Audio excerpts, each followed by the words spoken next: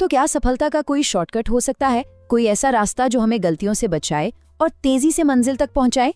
आज हम इसी शॉर्टकट के बारे में बात करने वाले हैं। चलिए शुरू करते हैं।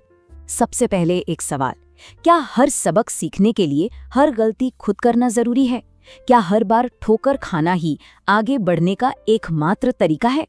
जरा सोचिए इस बारे में, क्योंकि सच तो यही है कि हर चीज को खुद आजमा कर सीखना यानी कि ट्रायल एंड एरर एक बहुत ही धीमा, मुश्किल और सच कहूं तो काफी दर्दनाक रास्ता हो सकता है। पर अच्छी बात यह है कि इससे कहीं बेहतर तरीका भी मौजूद है, और वो तेज तरीका है दुनिया के टॉप परफॉर्मर्स से सीधे जवाब पाना। आज हम जिस किताब ट्राइब ऑफ मेंटर्स की चर्चा कर रहे हैं वो हमें ठीक यही शॉर्टकट दिखाती है। यह हमें सिखाती है कि दूसरों की सीख और विजडम से अपनी जिंदगी को तेजी से कैसे बेहतर बनाया जाए। तो ये किताब आखिर है क्या? देखिए, ये कोई आम सेल्फ हेल्प बुक नहीं है। ये असल में दुनिया के सबसे कामयाब लोगों जैसे कि टॉप एंटरप्रेन्योर्स, एथलीट्स और कलाकारों से पूछे गए जिंदगी के सबसे बड़े सवालों के जवाबों का एक खजाना है। पता है इस किताब की सबसे कमाल की बात क्या है? इसका अनोखा फॉर्मेट। राइटर ने सैकड़ों सफल लोगों से बिल्कुल एक जैसे सवाल पूछे। सवाल जैसे कि आपका डेली रूटीन क्या है, आप फेलियर को कैसे हैंडल करते हैं। इससे हमें क्या मिला? एक ही सवाल पर सैकड़ों अलग-अलग एकदम असली अनुभवों पर आधारित जवाब। तो इन सैकड़ों एक्सपर्ट्स की सलाह से हम क्या सीख सकते हैं? हमने उनकी सारी विजडम को निचोड़कर सफलता के 5 सबसे जरूरी नियम निकाले हैं। पहला नियम, और यह बहुत जरूरी है, सफलता का कोई एक one size fits all formula नहीं होता। हर किसी का रास्ता और तरीका अलग होता है, और इस बात को मानना ही पहली सीढ़ी है।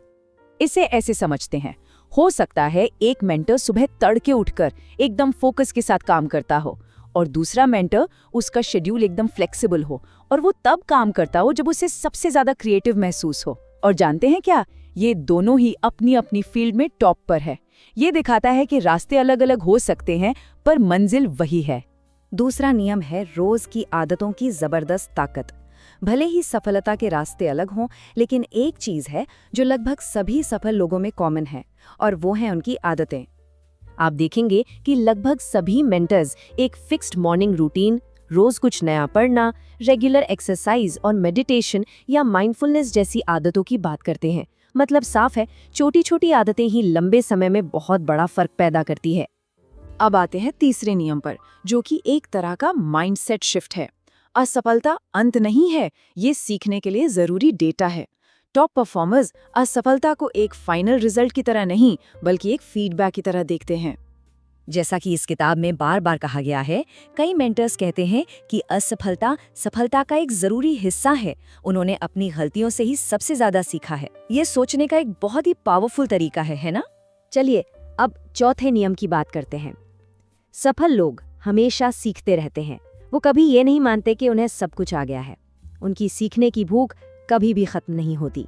वो हमेशा नई स्किल्स, नए आइडियाज और चीजों को देखने के नए नजरिए की तलाश में रहते हैं। यही ग्रोथ माइंडसेट उन्हें हमेशा बाकियों से आगे रखता है। और पांचवा और शायद सबसे जरूरी नियम, हेल्थ।